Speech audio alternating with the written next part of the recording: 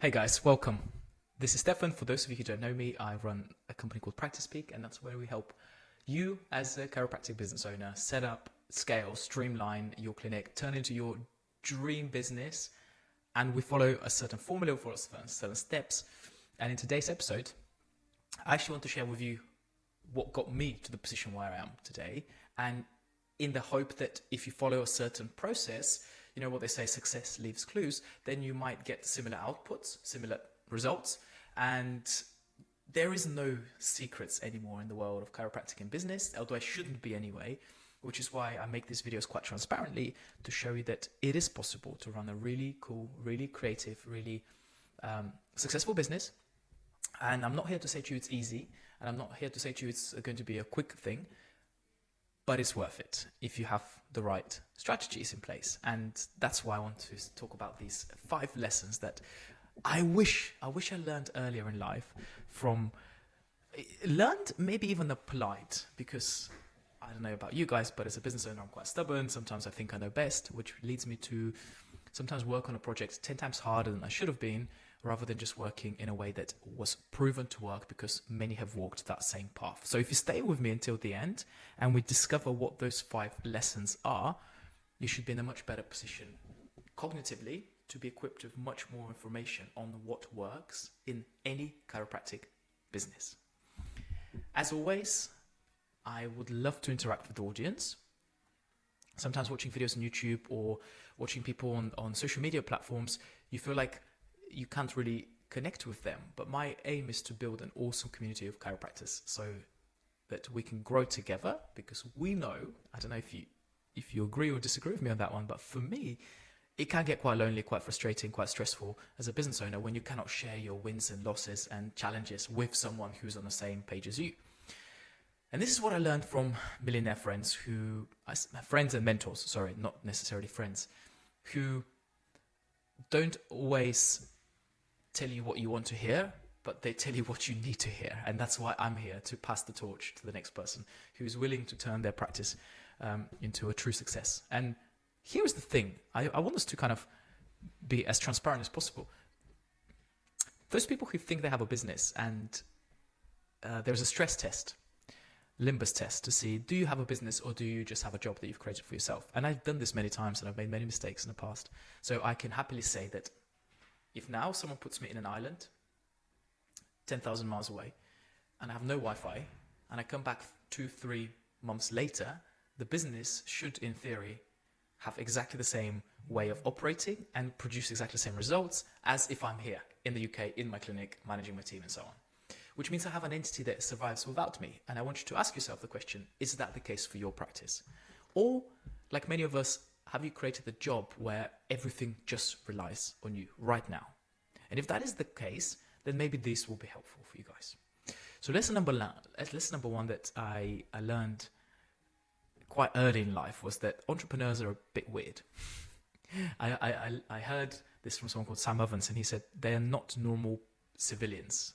Entrepreneurs are just not. And what I mean by that is there's a very clear distinction between how people that are not entrepreneurial think versus how, and we call it normal person thinking, versus entrepreneurial thinking. If you're a business owner, you tend not to think about, I can save £2.50 on this subscription. You think, how can I expand my thinking? How can I have this growth mindset that allows me to build and scale and optimize things and thrive, regardless of how the economy is doing or how the markets are doing, or new patients, no new patients? It's very important to have this mentality that my wife always says to me, you would always find a way to make things work, especially financially, because I don't limit myself to think, here is the box, and I need to think within that box. I always think, how can we expand? How can we, if you have contractile thinking, that's what's called the fixed mindset, it limits your ability to come up with questions and answers that are required in order for a business to thrive. Just bear that in mind. If you fit that category, then you're one of those weirdos like myself, that we just think outside the box, and we think in expansion rather than in contraction. We don't think, how can I save £2.50? We think, how can I make £250 more? We don't think about, how can I restrict the number of patients I treat this week? We think, how can I improve the service so we can serve more people? That is the level of thinking that a lot of these people that I've worked with and been mentored by think. That's just how they're wired.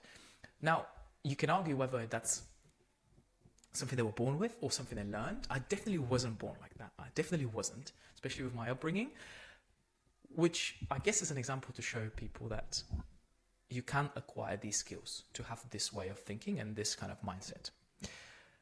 Lesson number 2, understanding cognitive calories. Now, what on earth does that mean? Cognitive calories. But I want you to think of, look, this is my beautiful drawing here. If you're watching this on YouTube, do not judge me. But if you think about waking up every single day and you have 24 hours in a day, how do you expend your energy? Where do you spend those cognitive calories?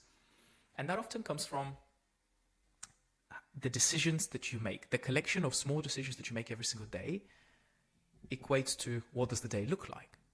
Very fundamental principle. And sometimes we have to remind it that that is how we need to think. It's not about making these huge decisions. It's not about making like this one big move that changed your life. It's actually about making those tiny little decisions collectively and consistently for long enough, which will give you the results. To begin with, there is no way around it. We've all had to go through that phase where you just have to work hard. So you're going to expend a lot of calories. You have to wake up early, you have to go to bed late, you have to answer emails on Saturday, you have to do spinal screening on Sunday. It's just how it is. However, it comes to a time in business, and I reached this maybe 3-4 years after opening the practice, where it's not just about how hard you work. It's not just about the grinding.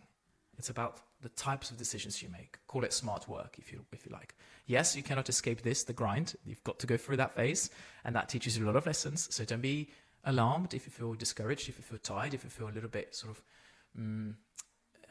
what's the word I'm looking for? Just lacking motivation when you have to work hard for months and months and months. But if you follow the right path and if you work on the right thing, it pays off. So that's the second lesson I learned, is really trying to understand the concept of cognitive calories and trying to protect them as you get more successful and as you get busier. It's very easy to say yes to everything. It's harder to say no to stuff. And that's what's going to help you preserve some of these calories. The third lesson is most of the answers lie within the basics. This one, you guys will hear it. Some of you will just crack on with your day, just how you have. Some of you will think, I know that, but so what? And some of you will think, you know what? I really need to start thinking about the basics. And I have a couple of private clients, and we work every single week on this. And some of the calls we have is all about how do we simplify stuff. We have this perception as entrepreneurs, as people who love business and creating stuff, that things have to be complicated and challenging. You have to use terminology and lots and lots of different processes. But simplicity scales. Complexity fails. Write this one down if you have to. Simplicity scales. The more simple the process is, the more you can scale it, the easier you can scale it, the less complicated processes within the system, which means the system can last for longer, it can be scaled, and it can be taught to many more people, such as your staff members, your associates, and so on. So what are some of the most basic leverage points that you can pull within your business to give you the biggest return on your investment?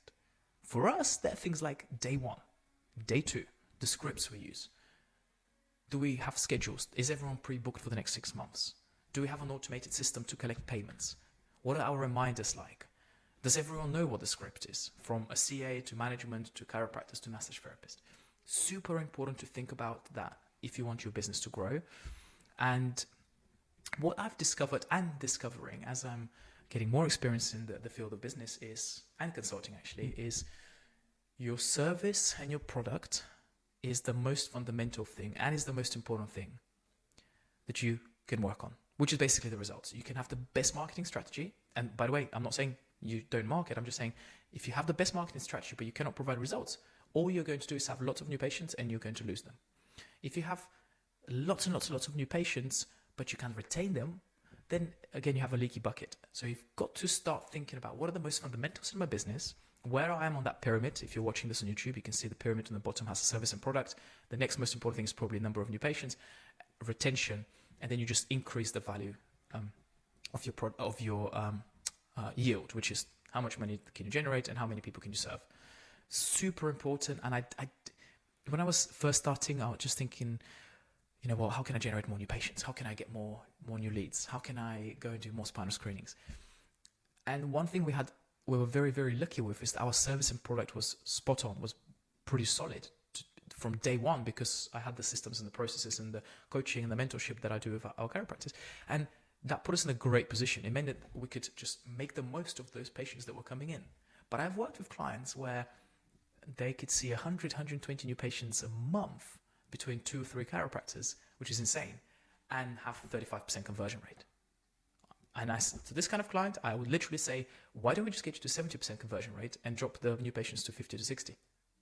Even better, keep them to 100, but increase your retention rate or conversion rate, and just invest the time to train and mentor staff on the right systems, procedures, processes, and best practices. Guys, this stuff that I'm giving away is golden. Maybe it makes me sound like a big-headed douchebag, but I need at least one of you to wake up and think, I can run a 7-figure business if I know about these concepts in business. These are universal principles that I've learned from people that are far, far more successful than me, far more successful than I probably ever will be. But these are not just taken from the space of chiropractic. These principles have been brought to me in what I call a hybrid model. So I might cross-pollinate I can speak to a marketeer and they can tell me something about how they generate leads for a company. I can speak to someone who sells like 20 million pounds worth of wine. And I'm like, what's their customer service like? So that's where we call it cross-pollination because you can make chiropractic even a better service if you understand concepts that work universally. The 4th lesson is a huge one, and that is think in systems and not components. What do I mean by that? Well, your business, just like you would say to your patients, I guess, cannot be treated as separate individual entities, because business isn't necessarily linear. If you affect one thing of your business, it will have an impact on a different part of the business. So I've made the diagram here with systems bang on in the middle, and around that we have different moving parts. We have teams, we have sales, we have brand, we have service, we have marketing. I could have added another 10. And what I'm trying to illustrate here is the thing I learned more so from chiropractic in this point that I'm trying to illustrate is if you work on your brand, well, you have more sales because your brand will generate more referrals. It will generate a perception of whether you're a very professional, whether you're medical, whether you're happy and young and vibrant and cool. But a brand has a certain thing that can impact your business in a positive or a negative way. But a brand affects everything else. Teams is probably one of the biggest ones. Having a good team means that you probably have to do less marketing. You probably have better service. You probably already have a good brand because the brand also attracts better teams, and better teams attract better associates and better teams. So everything works in very close approximation to one another. And what you need to do as a business owner, or if you're thinking of setting up a business, is to figure out what are the things that are really not working for me. And if I can start working on those things, this whole system will get better. This whole system will start to function more effectively. If you need help, ask for help. I've literally just today, today is the 5th of August, making this video, I have just signed up, and I'm not going to tell you how much I've spent for this new mastermind that I'm going to be part of. But it's high 5 figures. And that is the level of commitment I have to my business because I want to make it better. And the thing about business is I can give you all the lessons, and I hope you actually take action on some of these, but you only know what you know. So if I know one way to market, and I've tested a few companies and they kind of tell me the same thing, but I know that there are businesses out there that do double, triple, quadruple what we do, not necessarily in the chiropractic space, but in other industries, then there must be a way for me to take my clinic to the next level. I can only get you to 7 figures. I don't know how to get to 8 figures myself. If I did, I would have done it. But a lot of people that I work with have this like 10, 20, 30K turnover a month, and they just don't know how to double that. I can easily show them how to do that because I've walked the walk based on our system. But our system can only take you so much. So if you're someone who's struggling, why on earth are you doing the same thing over and over again, expecting a different result? Lecture done. And guys, you can probably tell that I feel fairly passionate about stuff like this. Because some of the results we get by working with clients for 2-3 months is insane. And if I could somehow wave a magic wand and every single chiropractic practice in the UK can hear what I have to say, I am sure that we'll be able to provide a better service for patients. We'll be able to serve more people.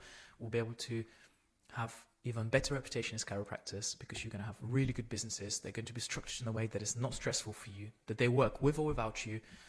And yes, it might take some time to get there, but it's just really sad when you hear people struggling or clinics struggling. And I'm like, really? This is like the best business in the world. It's simple. So that's why I get a little bit passionate. Lesson number 5, the last one for today, is probably one of the most important ones if you forget about the other 4. If you want to just focus on one thing from today, and that is track your metrics. We use something called the KPI Success Tracker. It looks a little bit like this, where I know exactly how many new patients we've had, what the conversion rate was like going from a new patient to a ROF, what was the retention rate, what was the dropout rate, what was the PVA, what is it like for individual chiropractors, what is it like for different re-examination or progress review points. And I just know every single metric or key metric of my business. The reason why I know that is, imagine if you have an Apple Watch or an iPhone and they give you all these metrics. How would you know how you're sleeping, or how would you know how well you're doing towards your marathon training unless you're measuring your baseline and how that's changing? And very often we don't do that with businesses. I've even been in positions where someone is buying or selling a business and they go through these exercises and they just don't know their numbers. And I just think that's a massive red flag for you as a business owner. But maybe you just didn't know that you had to measure stuff. Because if you did, and I showed you what we show our clients, they are shocked. I had one client that we just literally doubled their clinic in less than 4 months, which is so nice to see. But they showed me their metrics. And first of all, they were fairly basic. So we provided this KPI Success Tracker sheet for them. And I'm going to include that somewhere in notes, by the way, guys, if you do want to borrow the same thing that I give to my private clients and the same thing that I measure with my own business. And they had less than 5% conversion rate. They said, oh my God, we just don't convert clients. We just have no way of committing. How do we do it? And And that just literally, that one change transformed their practice. And now they're thinking about hiring more people and investing in bigger facilities and so on, which is so amazing to see. And it shows you it's possible. I'm not just some clever guy. I'm not clever at all. In fact, I'm a bit of an idiot. I just like simplifying stuff. And when I think about KPIs, I need to know, well, if there is a cause and there's an effect, which is basically number one law in physics. Everything has a cause and everything has an effect. If I don't know what the baseline is, which is my metrics, how do I know what the cause and what the effect will be within my chiropractic practice? How do I know what to work on with my team members? How do I know what to work about on myself, the way I communicate with clients, the way I get referrals? All of these things rely on you knowing your data. So guys, like I said, what I'll do is I'll probably put this link, if you're watching the video on YouTube, or if you listen to a podcast, I'll try to do the same so that you guys can take advantage of this KPI tracker. And it's all automated, by the way. And I've made a training video on how to use it. As soon as you download it, we'll send you the video and it's free. Just use it and make the most of it. And guys, again, I've got nothing else to offer you. If you do need help, I'll let you use your entrepreneurial brain and find out how you can work with me. I don't actually have the capacity to work with many people, so it is quite a selective process. But at the same time, if you're struggling and you've really tried a lot of stuff, maybe it's time to invest in the way you grow as a person and you grow as an individual, and therefore you will notice your practice grow too. Until next time, guys, we're out.